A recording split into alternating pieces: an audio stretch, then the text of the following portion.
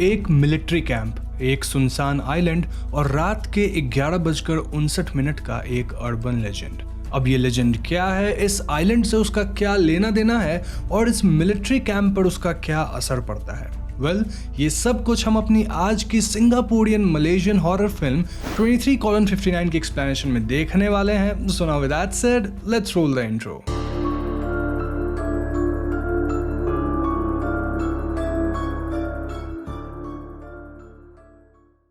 तो फिल्म के opening scene में हम ईयर 1983 के पुलाओ तेकोंग फॉरेस्ट में सिचुएटेड एक आर्मी ट्रूप को देखते हैं, जहां सभी सोल्जर्स इस वक्त सो रहे थे। इसी बीच टैन नाम के एक सोल्जर को कुछ अजीब आवाज सुनाई देती है, जिससे उसकी आंखें खुल जाती है। वो थोड़ी दूर पर एक बच्चे को देखता है जो कि टैन के बेड के पास पड़े एक बॉल को उठाने आ रहा था, और उस बच्चे के पीछे पीछे यहाँ एक लेडी भी आ जाती है।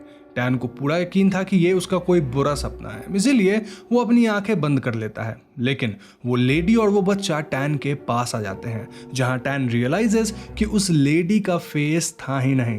जी हाँ, इसके बाद मूवी के ओपनिंग क्रेडिट्स चलते हैं, जहां हम स्टोरी बोर्ड टाइप का एक कार्टून एनिमेशन देखते हैं, और ये एनिमेशन थोड़ी क्रीपी थी।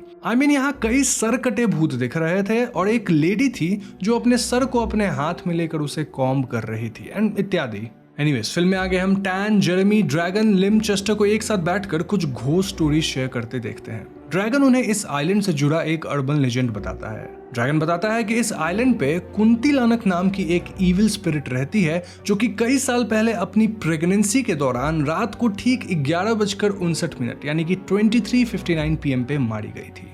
इस अर्बन लेजेंड के मुताबिक जो भी इंसान 23:59 यानी कि 12th आवर में मरता है, उसकी स्पिरिट को कभी शांति नहीं मिल पाती है, और इसीलिए यहाँ इस आइलैंड पे केवल कुंतिलानक ही नहीं बल्कि जिस भी इंसान की मौत हुई है वो एक भटकती आत्मा बन गया है। ड्रैगन उन्हें इसी कैंप से जुड़ा एक पुराना किस्सा सुनाता है, जहां हमें पता चलता है कि सेम कैंप में ले नाम का एक सोल्जर हुआ करता था, जिसे उसके साथ के सोल्जर बुली किया करते थे। ले अपने बुलीज से इतना परेशान हो गया था कि फाइनली उसने खुद को मार लिया, और वो भी रात के 11:59 पे। सिमिलरली इसी कैंप में 3 सोल्जर्स ने कुछ साल पहले ओईजी बोर्ड का यूज करके घोस्ट्स वगैरह से कांटेक्ट करने की कोशिश की थी, लेकिन उनमें से एक सोल्जर डर कर उस प्रोसेस को बीच में ही छोड़कर चला गया, और बचे हुए 2 सोल्जर्स को अचानक ही कुछ पैरानॉर्मल चीजें महसूस होने लग गई थी, और उन्हें मेन डोर पर एक लेडी की शैडो दिखाई दी। नाउ दिस वाज स्कैरी, क्योंकि it was an all boys camp, और कैंप फीमेल स्टाफ तक को हायर नहीं करता था। खैर, अचानक ही उन दोनों सोल्जर्स को फ्लोर पर फुटप्रिंट्स फॉर्म होते हुए दिखने लगते हैं, जो कि उनके बोर्ड तक आते ही गायब हो जाते हैं। वो लोग जैसे ही सर ऊपर उठाते हैं, उन्हें वहां कुंतिलानक की घोस्ट दिखती है, जो कि उनके ठीक ऊपर हवा में थी। ड्रैगन की बातें सुनकर टैन बहुत डर जाता है, और इसलिए जेरेमी ड्रैगन को शांत हो जाने के लिए कहता है। ये देखकर ड्रैगन टैन पर ही गुस्सा होने लगता है और कहता है कि आर्मी में टैन जैसे बुजदिलों की जगह नहीं है। ये सब कहकर वो टैन को बुली करने लगता है, लेकिन जेरेमी और चेस्टर ड्रैगन को रोक लेते हैं। नेक्स्ट सीन में हम टैन को जेरेमी के साथ देखते हैं, जहां टैन कहता है कि वो डरपोक नहीं है, लेकिन आजकल उसके साथ कुछ अजीब चीजें होने लग गई है, जिस वजह से वो डरने लगा है। टैन का कहना था कि उसे एक लेडी की घोस्ट हॉन्ट कर रही है, लेकिन जेरेमी टैन को समझाता है कि ये सब बस उसके मन का वहम है। तभी अचानक वहां वॉशरूम के सारे टैप अपने आप ऑन हो जाते हैं, जिससे टैन और जेरेमी दोनों ही शॉक्ड रह जाते हैं। जेरेमी टैप्स क्लोज करता है और टैन को शांत करता है कि तभी यहाँ ड्रैगन और उसके साथी आ जाते हैं, और वो टैन और जेरेमी दोनों का मजाक उड़ाने लगते हैं। ऐसे में जेरेमी और ड्रैगन आपस में भिड़ जाते हैं और बाकी लोग इन्हें शांत कराते हैं। ना रात को जब टैन सो रहा था, तब ड्रैगन और उसके फ्रेंड्स टैन का हाथ पैर बांधकर उसके मुंह पर पट्टी लगा देते हैं और उसे क्लोजेट में डाल देते हैं। टैन बाहर आने की बहुत कोशिश करता है, लेकिन ना तो वो अपने हाथ पैर मूव कर सकता था, ना ही कुछ बोल सकता था। इसी बीच उसे क्लोजेट में अपने कंधे पर किसी औरत का हाथ महसूस होता है, और वो बहुत घबरा जाता है। दूसरी तरफ जब जेरेमी की आंख खुलती है, तो वो टैन को अपने बिस्तर पे ना पाकर उसे समहाउ क्लोजेट में ढूंढ लेता है, एंड देन वो टैन को वहां से बाहर निकालता है। बाहर आते ही टैन सदमे में होता है और जेरेमी से कहता है कि उस लेडी के घोस्ट ने क्लोजेट के अंदर उसके गले पर अटैक किया था, और ऐसा कहते हुए वो अपने नेक पर स्क्रैच भी दिखाता है। जेरेमी क्लोजेट के अंदर चेक करता है जहां उसे कोई भी नहीं दिखता सिवाय एक टूटे हुए हैंगर के। जेरेमी ये हैंगर टैन को दिखाते हुए बोलता है कि जिसे वो किसी घोस्ट का हाथ समझ रहा था वो दरअसल एक टूटा हुआ हैंगर था। ये सब देखकर ड्रैगन और उसके दोस्त हंसने लग जाते हैं और टैन का मजाक उड़ाने लगते हैं। ऐसे में जेरेमी फिर से टैन से लड़ने लगता है कि तभी यहाँ सार्जेंट कुआ आ जाते हैं। सार्जेंट कुआ उन सबको डांटते हुए कहते हैं कि उन्होंने सबको पहले ही बता रखा है कि अभी लूनर मंथ चल रहा है और इस दौरान रात को भूखी आत्माएं घूमती हैं, तो ऐसे में उन्हें रात को जगना नहीं चाहिए। सार्जेंट कुआ की डांट के बाद सब लोग सोने चले जाते हैं और अगली सुबह सभी कैडेट्स फील्ड में प्रैक्टिस करने आते हैं। यहाँ जेरेमी पुलअप्स नहीं कर पा रहा था और इसीलिए सार्जेंट कुआ उसे बहुत डांटते हैं और उसे प्रैक्टिस पर ध्यान देने के लिए कहकर चले जाते हैं। नेक्स्ट सीन में हम सार्जेंट कुआ को अपने ऑफिस में देखते हैं जहां हमें पता चलता है कि उन्हें सुपर नेचुरल बातों में जैसे कि भूत वगैरह में बहुत विश्वास था। इनफैक्ट वो अभी स्पिरिट से रिलेटेड ही कोई बुक पढ़ रहे थे और वो अपनी इस बिलीफ के कारण कैप्टन होंग से ये तक कह देते हैं कि उन्हें आज रात को कैंप के सोल्जर्स को मार्चिंग के लिए नहीं ले जाना चाहिए क्योंकि आज का दिन लूनर मंथ का सबसे बुरा दिन है। अपने इस बात के लिए सार्जेंट कुआ को कैप्टन होंग से डांट सुनने को मिलती है और उन्हें स्ट्रिक्ट ऑर्डर मिलता है कि वो मार्चिंग कंटिन्यू रखें। जेरेमी अभी फील्ड में पुलअप्स की प्रैक्टिस कर रहा था कि तभी उसे ऐसा फील होता है एज इफ किसी ने उसके पैर पकड़ लिए हों एंड टू हिज सरप्राइज यहाँ एक सोल्जर ने उसके पैर को सच में पकड़ रखा था जो कि अचानक ही गायब भी हो जाता है। जेरेमी इस बात से बहुत डर जाता है और टैन के पास आता है। यहाँ टैन जेरेमी से कहता है कि आज उसका मार्चिंग पे जाने का मन नहीं कर रहा है, लेकिन जेरेमी उसे समझाता है कि अगर वो मार्चिंग पर उनके साथ नहीं गया तो सभी उसे डरपोक समझेंगे। ऐसे में टैन उसे बताता है कि कई दिन से उसे ऐसा लग रहा है एज इफ किसी औरत की घोस्ट उसे हॉन्ट कर रही है।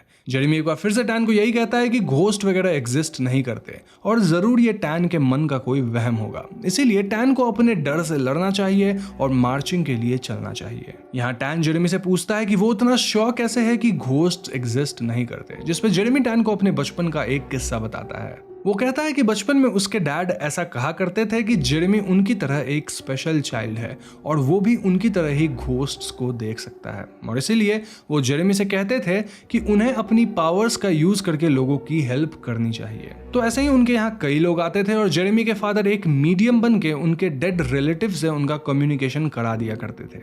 एक दिन जेरेमी के डैड ने जेरेमी को एक ओल्ड मैन की डेड वाइफ से कम्युनिकेट करने के लिए मीडियम की तरह एक्ट करने के लिए कहा और इसी दौरान उस ओल्ड आदमी की मौत हो गई।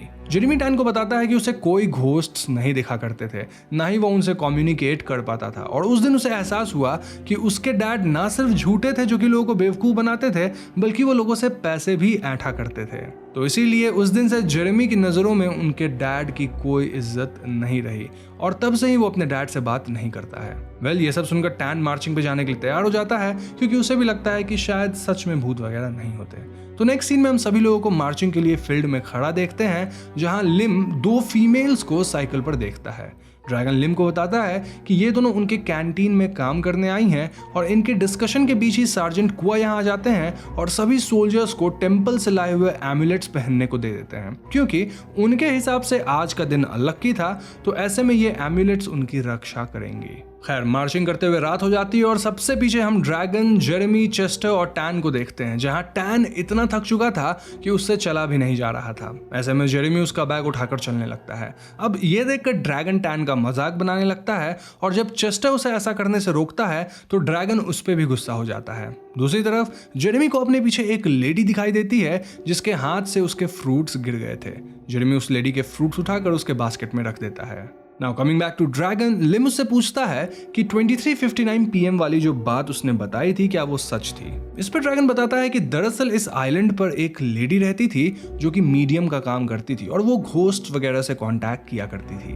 अपने एक सेशन में वो एक इविल स्पिरिट से कांटेक्ट कर रही थी और तभी चीजें कुछ गलत हो गई और उस स्पिरिट ने उस लेडी के पेट में पल रहे बच्चे को ही पजेस कर लिया। ऐसे में जब उस लेडी की डिलीवरी हुई तो पता लगा कि उसकी एक डिफॉर्म्ड बेटी हुई थी। उस बच्ची की अपीयरेंस इतनी डरावनी थी कि आइलैंड के लोगों ने उस बच्ची को डीमन कहना शुरू कर दिया। जब वो बच्ची बड़ी हुई तो उसका कोई भी दोस्त नहीं बनता था और बाकी बच्चे उसे मार कर अपने से दूर भगा देते थे। बेसिकली उस बच्ची के लिए वहां जीना मुश्किल हो गया था और उसे अपने फेस हमेशा कवर करके रखना पड़ता था। नाउ ड्रैगन कहता है कि इसके आगे की कहानी में क्या हुआ वो उसे नहीं पता, लेकिन हाँ उसे इतना जरूर पता है कि कुछ समय बाद वो लेडी और उसकी बेटी मारे गए और अब उन दोनों की स्पिरिट यहाँ भटक रही है। कई लोगों ने तो कई साल बाद भी उस लेडी की डिफॉर्म्ड बेटी को देखा था। तभी अचानक चेस्टर सभी से कहता है कि टैन गायब हो गया है और ऐसे में सभी लोग हॉल्ट करते हैं। सार्जेंट सबको टैन के सर्च में लगा देते हैं और थोड़ी देर में जेरेमी टैन को ग्राउंड पे पड़ा हुआ देखता है। चेक करने में पता चलता है कि टैन मर चुका था। जी हाँ दोस्तों, और जेरेमी को यहाँ थोड़ी दूर पर वही ओल्ड लेडी दिखाई देती है जिसकी थोड़ी देर पहले उसने मदद करी थी। एनीवेज, नेक्स्ट डे सार्जेंट कुआ कैप्टन हॉन्ग को रिपोर्ट करते हैं कि किसी सुपरनैचुरल बीइंग ने टैन को जान से मार दिया था। कैप्टन हॉन्ग सार्जेंट की बात सुनकर कहते हैं कि ये सार्जेंट की गलती है और सुपरनैचुरल फैक्टर्स पे ये बात डालने एक बहाना है। वहीं दूसरी तरफ जेरेमी और ड्रैगन आपस में लड़ने लग गए थे क्योंकि ड्रैगन का कहना था कि टैन को किसी घोस्ट ने मारा है, लेकिन जेरेमी इस पे अग्री नहीं कर रहा था, जिसके बाद ड्रैगन जेरेमी को ही टैन की मौत का जिम्मेदार ठहराने लगता है। नाउ ठीक 11:59 पे जेरेमी चेस्टर को अपने बेड से गायब देखता है। चेस्टर कहीं जा रहा था और जेरेमी उसका पीछा करने लगता है। चेस्टर वॉशरूम में चला जाता है और जेरेमी जब उसके स्टॉल को ओपन करता है तो वहां उसे चेस्टर नहीं दिखता बल्कि उसके सामने टैन का घोस्ट था। जी हाँ, वो घोस्ट सोल्जर्स के रूम में जाकर एक बेड के पास पॉइंट करते हुए दिखाता है। इस बेड पर कोई सोल्जर मरा पड़ा था और अचानक ही वो मरा हुआ सोल्जर पलटता है, जो कि और कोई नहीं बल्कि चेस्टर था। इसी के साथ जेरेमी की आंख खुल जाती है। उसे रियलाइज होता है कि वो बस एक सपना यानी कि नाइटमेयर देख रहा था। खैर, सुबह सार्जेंट से जेरेमी को एक और बुरी खबर मिलती है कि उसके डैड भी अब नहीं रहे और इसी के साथ हमें एक छोटा सा फ्लैशबैक दिखाया जाता है जहां जेरेमी के डैड उसे कॉल किया करते थे और मिलने बुलाया करते थे, लेकिन वो उन्हें इग्नोर कर देता था। नेक्स्ट सीन में हम उन लोगों को फिर से फॉरेस्ट में मार्च करते हुए देखते हैं जहां जेरेमी फॉरेस्ट में उसी ओल्ड लेडी की स्पिरिट को देखता है जो कि जेरेमी को अपने पास बुला रही थी, लेकिन अचानक ही ड्रैगन और लिन के आते ही वो स्पिरिट यहां से गायब हो जाती है। खैर, उस रात चेस्टर पजेस हो जाता है और सार्जेंट उसके सर पे एक सेक्रेड रिबन लगाकर उसे कंट्रोल करने की कोशिश करते हैं, लेकिन वो उस रिबन को ही खा जाता है। ऐसे में रात किसी तरह कट जाती है, जिसके बाद नेक्स्ट डे वो लोग एक प्रीस्ट को बुलाकर ले आते हैं जो कि चेस्टर पर एग्जॉर्सिज्म करके उसे शांत करता है। यहाँ बाहर सब लोग आपस में बात कर रहे होते हैं जिसमें ड्रैगन कहता है कि टैन और चेस्टर की ये हालत तब से हुई जब से वो लोग उस रात को गार्ड ड्यूटी पे गए थे। जी हाँ, कुछ दिन पहले ये दोनों गार्ड ड्यूटी पे गए थे और ड्रैगन का कहना था कि उस दिन के बाद से ही टैन अपने पीछे किसी घोस्ट की लगने की बात करने लग गया था। जेरेमी भी बताता है कि टैन की मौत से पहले उसने टैन के घोस्ट का एक विजन देखा था। सिमिलरली उसने उस दिन चेस्टर की मौत का भी एक विजन देख लिया है, इसीलिए ये बात तो श्योर है कि टैन और चेस्टर के साथ जो भी हो रहा है वो एक साथ कनेक्टेड जरूर है। जेरेमी चेस्टर के पास जाकर उससे पूछता है कि उस रात क्या हुआ था जब वो और टैन नाइट गार्ड पर गए थे। पहले तो चेस्टर बात बदलने की कोशिश करता है, लेकिन फिर वो जेरेमी को फॉरेस्ट में एक लोकेशन पे लेकर जाता है और बताता है कि उस दिन जब वो लोग नाइट गार्ड पर थे तब अचानक टैन के पैर में चोट लग गई थी और वो वहीं बैठ गया था क्योंकि वो मूव भी नहीं कर पा रहा था। चेस्टर हेल्प लेने चला जाता है, जिसके बाद टैन को एक वाइल्ड बोर दिखता है जिसे देखकर वो बहुत डर जाता है और एक पिट में यानी कि एक गड्ढे में गिर जाता है। अब इस गड्ढे में उसका पैर कोई पीछे से पकड़ लेता है, जिसे वो और चेस्टर बिना देखे ही अपनी राइफल से मार देते हैं। चेस्टर बताता है कि उन लोगों ने देखा तक नहीं था कि वो क्या था जिसे उन लोगों ने मारा था, लेकिन वो किसी इंसान की तरह ही था। अब ये कहानी सुनकर जेरेमी और चेस्टर उसी गड्ढे में उस ह्यूमन की बॉडी ढूंढने जाते हैं जिसे चेस्टर और टैन ने मारा था। यहाँ पिट में खोजबीन करते वक्त जेरेमी को फिर से वही लेडी दिखाई देती है जिससे वो डर जाता है और वो लोग वापस कैंप लौट जाते हैं। अर्ली मॉर्निंग चेस्टर और जेरेमी कैंटीन के कुक से पूछने जाते हैं कि इस आइलैंड पे जो मीडियम रहती थी उसकी पूरी कहानी आखिर क्या है। कुक उन्हें बताता है कि मीडियम ने अपनी बेटी को बांध कर रखना शुरू कर दिया था और उसके बाद आइलैंड के बच्चे एक एक करके मरना शुरू हो गए थे। इसके बाद एक दिन अचानक वो मीडियम मर गए और उसकी बेटी भी कहीं गायब हो गई।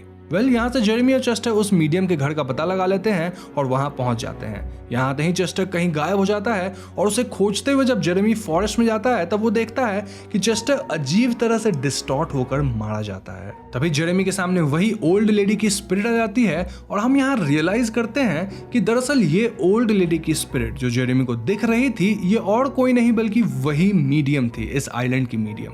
जी हाँ दोस्तों, जेरेमी उस मीडियम की स्पिरिट से जान बचाकर एक घर में छिप जाता है जो कि उसी मीडियम का घर हुआ करता था। घर के अंदर जेरेमी को एक रॉकिंग चेयर पे एक डिकम्पोज्ड बॉडी पड़ी हुई मिलती है और तभी यहाँ उस मीडियम की स्पिरिट आ जाती है जो कि जेरेमी को हार्म करने नहीं आई थी, बल्कि वो उससे इतने समय से हेल्प मांग रही थी। यस, जेरेमी पूछता है कि उसने उसके दोस्त को क्यों मारा, जिसपे वो बताती है कि उसने उसके दोस्त को नहीं मारा है। फिर जेरेमी पूछता है तो आखिर किसने उसके दोस्तों को मारा है, और मीडियम जेरेमी के पीछे इशारा करती है, जहां हम मीडियम की डिस्टॉर्टेड बेटी को पहली बार देख पाते हैं। नाउ जेरेमी यहां से भागने की कोशिश करता है, लेकिन मीडियम उसकी बॉडी में एंटर कर जाती है, जिसके बाद मीडियम जेरेमी के जरिए अपने बेटी के गले लग जाती है और उससे माफी मांगती है। अब यहाँ हमें रियल स्टोरी पता चलती है कि आखिर कई साल पहले मीडियम और उसकी बेटी के साथ क्या हुआ था। एक्चुअली में मीडियम ने अपनी और अपनी बेटी की लाइफ खत्म करने का डिसाइड कर लिया था, और इसीलिए उसने अपने और अपनी बेटी के खाने में जहर मिला दिया, जिसके बाद वो तो मर गई, लेकिन उसकी बेटी किसी तरह जिंदा बच गई और उसे अपनी माँ के बिना ही इस आइलैंड पे छिपकर जीना पड़ा। सीन प्रेजेंट में आता है, जहां बाकी कैडेट्स जेरेमी को खोजते हुए यहाँ आ जाते हैं और उसे इस घर में अकेला बैठा हुआ देखते हैं। मूवी के क्लोजिंग सीन में हम जेरेमी को अपने घर में देखते हैं, जहां वो अपने डैड के साथ खाना खा रहा था। इसके बाद मूवी उसी कैंप में 3 साल बाद कुछ सोल्जर्स पे फोकस करती है, जो कि आपस में 11:59 वाले कर्स के बारे में बात कर रहे थे, और तभी उन्हें अपने रूम का डोर अपने आप खुलता दिखाई देता है, जिसके साथ मूवी खत्म हो जाती है। दोस्तों, ये थी फिल्म की कहानी, और फिल्म की कहानी काफी सिंपल थी। स्टिल मैं आपके लिए इसको थोड़ा सिंप्लीफाई कर देता हूं, ताकि इन केस आपके मन में कोई डाउट हो तो वो क्लियर हो जाए। सो बेसिकली इस आइलैंड पर एक मीडियम हुआ करती थी, जो कि किसी रिचुअल के दौरान एक डीमन द्वारा मोस्टली कर्स्ड हो गई थी, जिससे उसकी बेटी जो हुई वो फिजिकली डिस्टॉर्टेड निकली और काइंड ऑफ उसके पास साइकिक पावर्स भी थी। अब ऑल्दो वो बच्ची इविल नहीं थी, येट बाकी बच्चे उसके अपीयरेंस की वजह से उसे बुली करते थे। इसका सोल्यूशन निकालने के लिए मीडियम ने अपनी ही बेटी को बांध कर रखना शुरू कर दिया, और हद तो तब हो गई जब मीडियम ने अपनी और अपनी बेटी की जान लेने का डिसाइड कर दिया। ऐसे में मीडियम खुद तो मर गई, लेकिन उसकी बेटी समहाउ जिंदा बच गई, जिसके बाद उसने अपने आप को फ्री करा लिया और आइलैंड के फॉरेस्ट में ही छिपकर रहने लग गई। बाकी लोगों के और अपनी माँ के ही बुरी बर्ताव से वो थोड़ी बहुत इविल बन गई, जिसके बाद वो एक एक करके उस हर एक इंसान को मारने लग गई जिसने भी उसके साथ बुरा किया या फिर उसे चोट पहुंचाया था। और आपको याद होगा कि टैन और चेस्टर ने नाइट वॉच वाले दिन फॉरेस्ट में एक अननोन बीइंग पे अटैक कर दिया था। वो यही इविल बच्ची थी जो कि अपने बदले के तौर पर टैन और चेस्टर की जान ले लेती है। दिस मीन्स कि उस दिन तक वो जिंदा थी, टैन और चेस्टर ने ही उसे मार डाला। नाउ ये इविल फोर्सेस फॉरेस्ट में भटक रही बाकी आत्माओं को अपने कंट्रोल में करके अपने विक्टिम के माइंड्स के साथ खेलती थी और उन्हें तरपा तरपा कर मार देती थी।